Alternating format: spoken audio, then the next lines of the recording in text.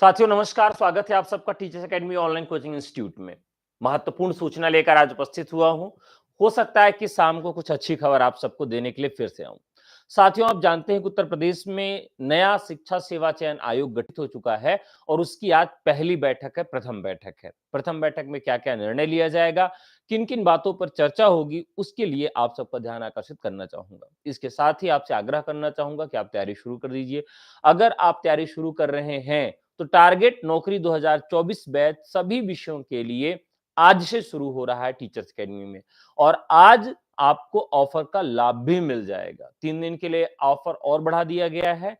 Holi offer 3 दिन के लिए और बढ़ा दिया गया है। अगर आप टारगेट नौकरी 2024 बैच लेना चाहते हैं किसी भी विषय का और किसी भी कोर्स का जो कि शिक्षक भर्तियों से संबंधित है, तो व्हाट्सएप करके जुड़ सकते हैं। हमारा नंबर है 9628 95 92 37। तो साथियों, आज की खबर जो है वो इसी से संबंधित है कि आयोग जो गठित हो रहा है, जो गठित हो चुका है, आज सदस्यों की पहली मीटिंग है, उसमें क्या-क्या चीजों पर चर्चा होगी।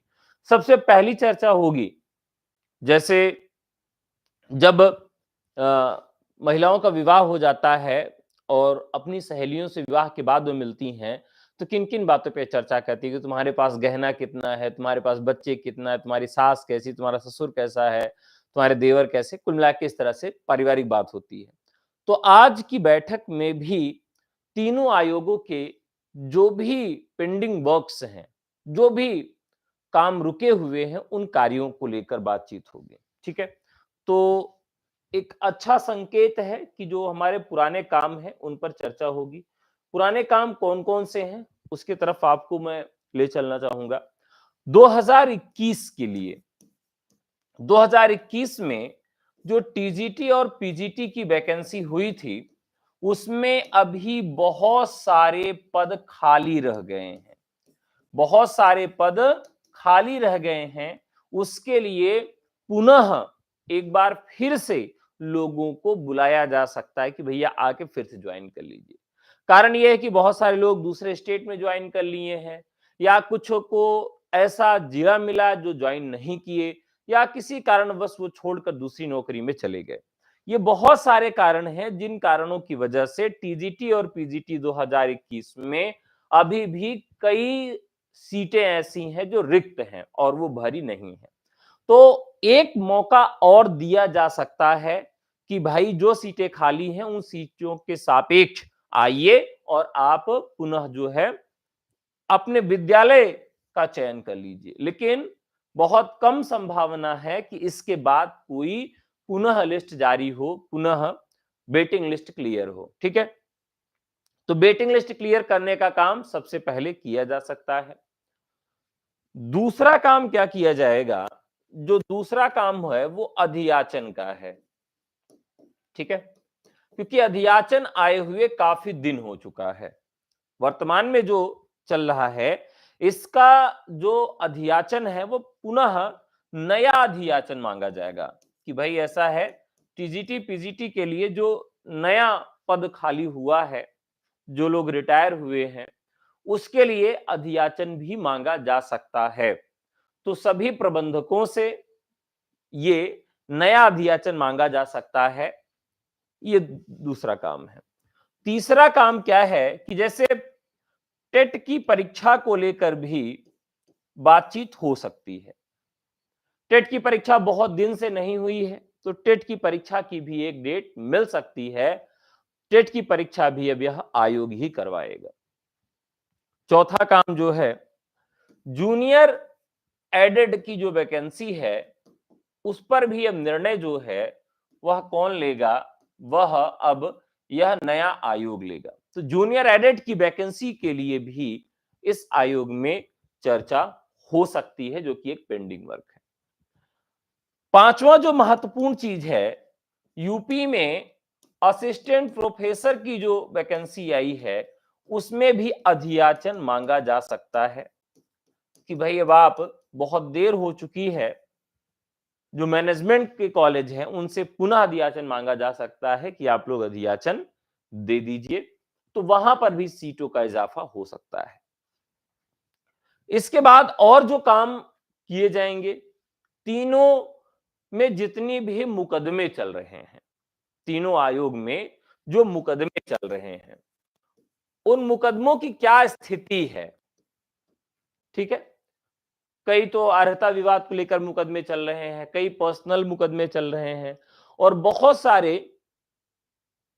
ऐसे भी प्रतियोगी हैं जिनका चयन हो गया, कॉलेज अलॉट हो गया, लेकिन आज तक उनकी ज्वाइनिंग नहीं हुई है, उनको ज्वाइनिंग नहीं मिल पाई है। ऐसे लोग भटक रहे हैं, उन लोगों के लिए भी आज इस बैठक में बातचीत हो सकती है। तो ये कुछ मुद्दे रहेंगे जिन मुद्दों पर आज चर्चा होगी। ठीक है, और संभावना है कि एग्जाम तिथि पर भी चर्चा हो। तो शाम तक एक वीडियो में लेकर पुनः आऊंगा, जिसमें आप सबको बताऊंगा कि आज क्या क्या आयोग में हुआ। दूसरे आयोग की बैठक से पहले टीचर्स एकेडमी एक प्रत्यावेदन बनाकर और छात्रों की साइन करवा के आयोग को भेजेगा, जिसमें हम अपनी मांगों को आयोग तक पहुंचाएंगे। ठीक है, इसके बाद अभी परीक्षा की तिथि क्या होगी, इसके लिए आपको इतना बता दूं कि अब आपको पढ़ना चाहिए, क्योंकि आयोग अपना काम शुरू कर दिया है। आयोग परीक्षा की तिथि चुनाव के पहले ही घोषित कर देगा। चुनाव यानी 4 जून को पूर्ण हो जाएगा, 4 जून से पहले ही एग्जाम की डेट घोषित कर दी जाएगी, और एग्जाम की डेट घोषित होने के बाद बहुत जल्दी पेपर करवाया जा सकता है। परीक्षा की तिथि घोषित होने के बाद 90 दिन के भीतर परीक्षा आयोजित करवाई जाएगी, फिर आपके पास समय पढ़ाई का नहीं होगा। अब आयोग काम करने लगा है, कार्यकारी अध्यक्ष नई भर्ती नहीं निकालेंगे, पुरानी भर्तियों पर ही काम करेंगे।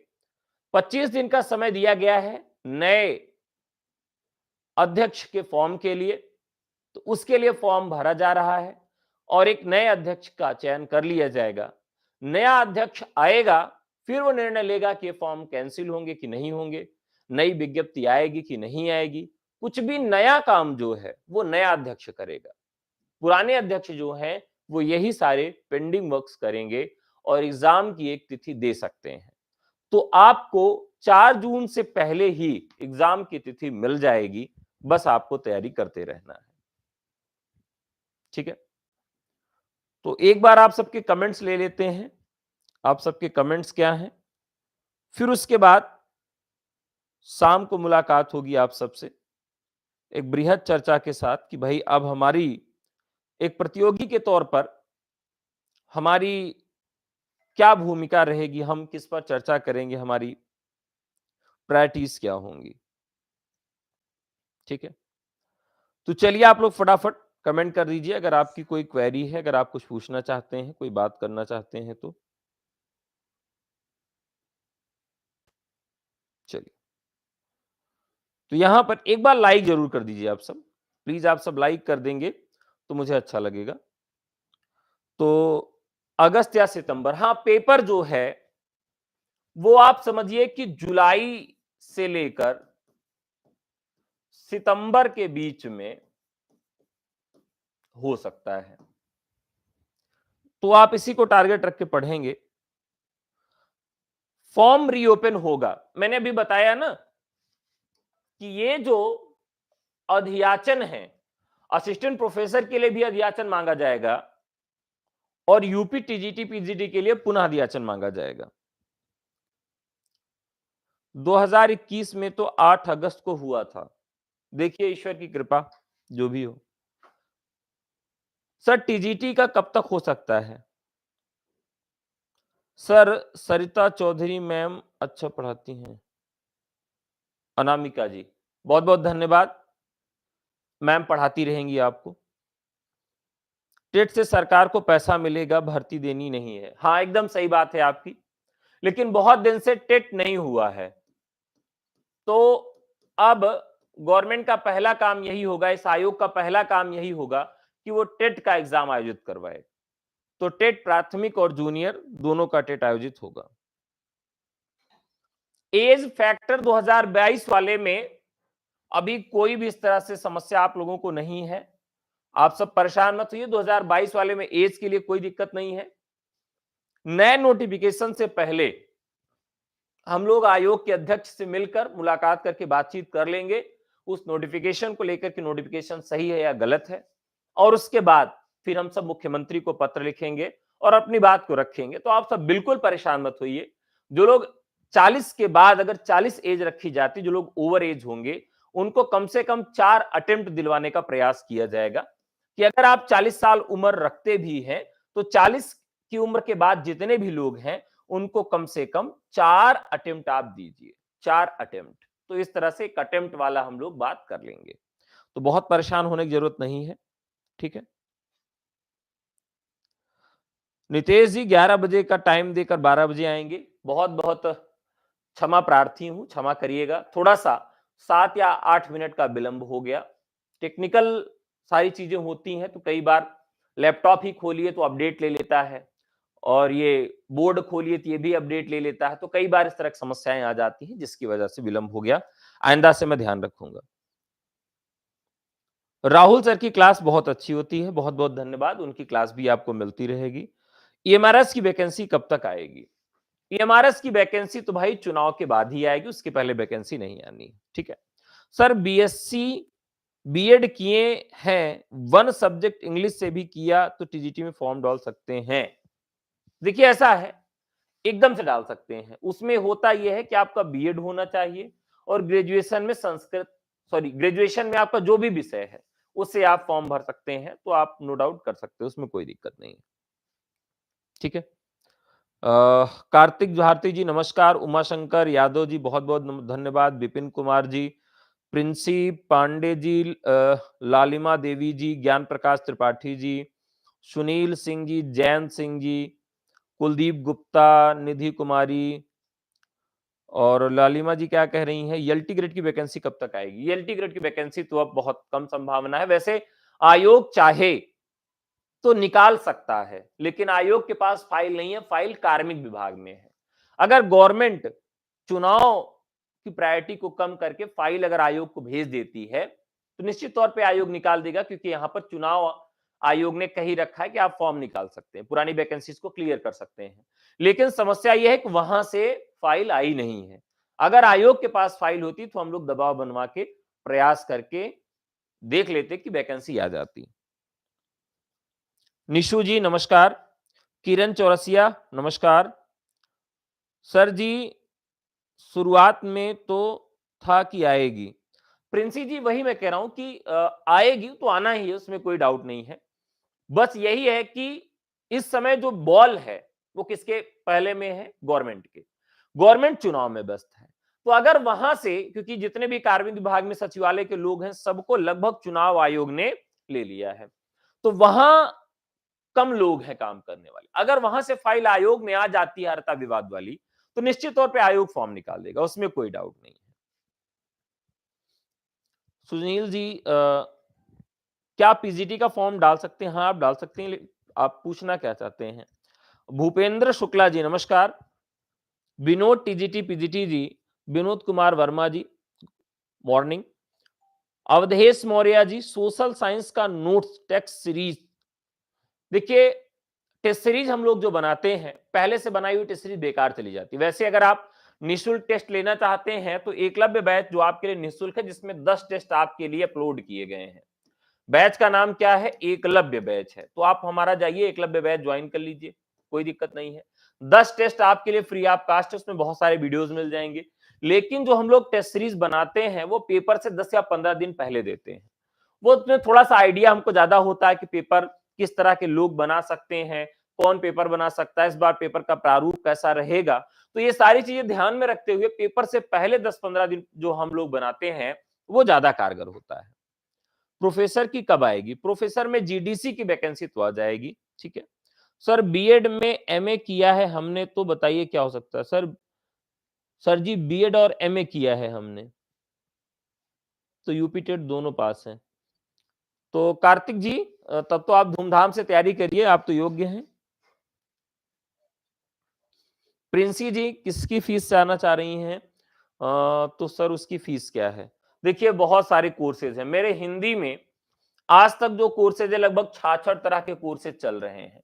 तो बहुत सारे कोर्सेज है, सबकी फीस अलग अलग है। रिकॉर्डेड कोर्सेज हैं, लाइव कोर्सेज हैं, जीएस के कोर्सेज हैं, बीओ के हैं, टीजीटी पीजीटी के हैं, एलटी ग्रेड के हैं, जीआईसी प्रवक्ता के हैं, DSSB के हैं, बिहार 3 और 4 के हैं, एमपी असिस्टेंट प्रोफेसर के हैं, एमपी जीएस के हैं, 36 असिस्टेंट प्रोफेसर के हैं छत्तीसगढ़ के ना। तो बहुत जगह के कोर्सेज हैं, तो आप किस कोर्स के लिए लेना चाहते हैं आप व्हाट्सएप कर लीजिए हमारे नंबर पर, हमारी टीम आपको खुद कॉल कर लेगी 9628 95 92 37। अगर आप कॉल भी नहीं करना चाहते तो हमारे इस नंबर पर मिस्ड कॉल ही छोड़ दीजिए, हमारी टीम खुद आपको कॉल कर लेगी। ठीक है, ठीक है प्रिंसी जी, बहुत बहुत धन्यवाद। Sir chapter wise practice batch पुनः स्टार्ट करवा दीजिए टीजीटी में। ज्ञान प्रकाश त्रिपाठी जी, एकदम आपकी बात सही है। जैसे ही परीक्षा की तिथि घोषित होगी, जैसे ही परीक्षा की तिथि घोषित हो जाएगी, तो एक नया बैच हम लोग लाएंगे। आप लोग जानते हैं उस बैच का नाम ब्रह्मास्त्र हम लोग रखते हैं। क्या रखते हैं? ब्रह्मास्त्र रखते हैं। तो आखिरी ब्रह्मास्त्र होता है, उसमें केवल हम चैप्टर वाइज महत्वपूर्ण प्रश्नों को ही करवाते हैं और उसी में से पेपर में आ जाता है। तो हम लोग ब्रह्मास्त्र बैच चलाएंगे एग्जाम डेट आने के बाद। फिजिकल एजुकेशन की टेस्ट सीरीज भी आपको मिल जाएगी प्रिंसी जी, तो बस वो एग्जाम के पहले। अभी तो आप लोग चाहें तो एक ब्रह्मास्त्र रिकॉर्डेड बैच है हमारे पास, वो ले सकते हैं, जिसमें चैप्टर वाइज हमने प्रैक्टिस करवाया है। सर जी टीजीटी एग्जाम कब तक हो सकता है? तो ये तो मैंने बता दिया अभी आपको, जुलाई से सितंबर के बीच में। ठीक है, तो चलिए आज आयोग की बैठक हो जाए, उसके बाद पुनः क्या रिपोर्ट निकल कर आती है उसको हम आप तक साझा करेंगे और नई रणनीति पर चर्चा करेंगे। बस आखिरी बात, 100 बात की एक बात, कि पढ़ाई शुरू कर दीजिए, पढ़ते रहिए, सेल्फ स्टडी करिए, कहीं कोचिंग करिए, कहीं भी पढ़िए, निःशुल्क पढ़ लीजिए। हमारे यहाँ एकलव्य बैच चलता है, एकलव्य बैच जो कि बिल्कुल निःशुल्क, एकदम निःशुल्क है, जो टीचर्स एकेडमी का एप्लीकेशन गूगल प्ले स्टोर से डाउनलोड कर लीजिए और एकलव्य बैच जाके ज्वाइन कर लीजिए, एकदम निःशुल्क है। वहां पर 10 टेस्ट भी आपको मिल जाएगा, बहुत सारे वीडियोस भी मिल जाएंगे, कुछ नोट्स भी मिल जाएगा, एकदम फ्री ऑफ कास्ट है, आप जाके ज्वाइन कर सकते हैं। सर हमें रेलवे ग्रुप डी में लेंगे हैं, बट हम टीजीटी साइंस के लिए स्टडी करना चाहते हैं, तो हम इलाहाबाद आ जाएंगे। अच्छा, देखिए आप रेलवे ग्रुप डी में है, बहुत खुशी की बात है कि आप जॉब आपके पास है, बहुत अच्छी बात है, लेकिन आपको आने की जरूरत नहीं है। आप ऑनलाइन तैयारी करिए, ऑफलाइन में समय ज्यादा जाता है और ऑनलाइन में केवल पढ़ाया ही जाता है और कोई बातचीत नहीं की जाती। ऑफलाइन में बहुत सारी मौज मस्ती भी की जाती है, तो टाइम आपका किल होता आने जाने का। ऑनलाइन में अगर आप पढ़ सकते हैं कंसंट्रेट होकर, तो online is the best. Offline में टाइम ज्यादा जाता है और अच्छे टीचर भी नहीं मिल पाते हैं, तो ऑनलाइन ही पढ़िए, आपके लिए बेहतर होगा और हमारे यहाँ कक्षाएं आपको मिल जाएगी। ठीक है, लालिमा देवी जी नमस्कार। मलिक जी क्या कह रहे हैं? सर केमिस्ट्री पीजीटी की टेस्ट सीरीज कितने में और कब से मिलेगी? देखिए एक तो आपको हम ब्रह्मास्त्र बैच दे देंगे, जिसमें आपको previous year question paper solve मिल जाएगा वीडियो में, और चैप्टर वाइज जो है टेस्ट मिल जाएगा वीडियो फॉर्म में। ये तो आपको अभी आप चाहें तो ब्रह्मास्त्र रिकॉर्डेड बैच मिल जाएगा। बाकी टेस्ट सीरीज जो है पीडीएफ फॉर्म में आपको परीक्षा से 10 से 15 दिन पहले मिलेगी। उसके पहले हम कोई टेस्ट सीरीज नहीं देते हैं, उसके पहले निःशुल्क 10 टेस्ट सीरीज देते हैं, जो कि एकलव्य बैच में आपको मिल जाएगी। उसके लिए आपको कुछ खर्च नहीं करना है, फ्री ऑफ कास्ट है। हाँ, बेसिक के टीचर को एनओसी लेनी होती है। देखिए फॉर्म भरते समय एनओसी की जरूरत नहीं होती है, उस समय आपको केवल एक सूचना दे देनी होती है, उसको डायरी में लिख देना होता है। स्कूल की एक डायरी होती है, उसमें लिख देना होता है कि आप इंटीमेट करते हैं, इंटीमेशन देना होता है, तो आपको इंटीमेशन देना होता है, बस इतना ही करना है। ठीक है सर, टीजीटी एग्रीकल्चर का भी हाँ कोर्सेज है। सर मेरा विद्यालय विजयपित बैच है और आज में समाप्त हो रहा है, उसको आगे बढ़ा दीजिए। देखिए जब तक आपके पेपर नहीं हो जाते तब तक आपके कोर्स की वैलिडिटी रहेगी। कोर्स भले खत्म कर दिया जाए, पढ़ा दिया जाए, लेकिन आपको क्लास पढ़ने के लिए मौका रहेगा। तो अगर किसी की वैलिडिटी खत्म होती है तो आप हमारे इसी नंबर पर लिख के भेज दीजिए कि सर हमारा पेपर नहीं हुआ, वैलिडिटी खत्म हो गई, तो हम वैलिडिटी बढ़ा देंगे। ठीक है, तो वैलिडिटी के लिए आप परेशान मत होइए, जब तक आपका पेपर नहीं हो जाता तब तक आप इस वीडियो को देख सकते हैं, आप नोट्स को पढ़ सकते हैं, कोई दिक्कत नहीं है।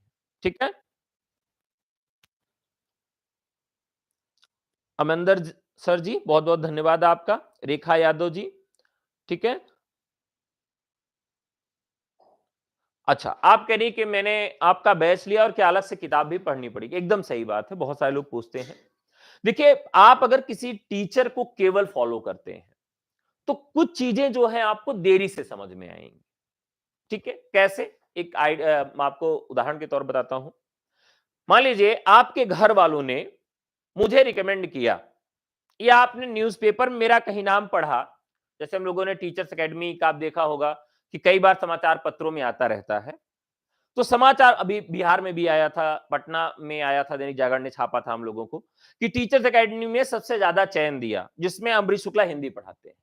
आपने मेरा नाम पहले कहीं पढ़ रखा था और फिर आपने यूट्यूब पे मुझे देख लिया, तो मेरा नाम एकदम याद हो जाएगा, आपको लगेगा यार ये अच्छा बंदा, यहां पढ़ लेते हैं।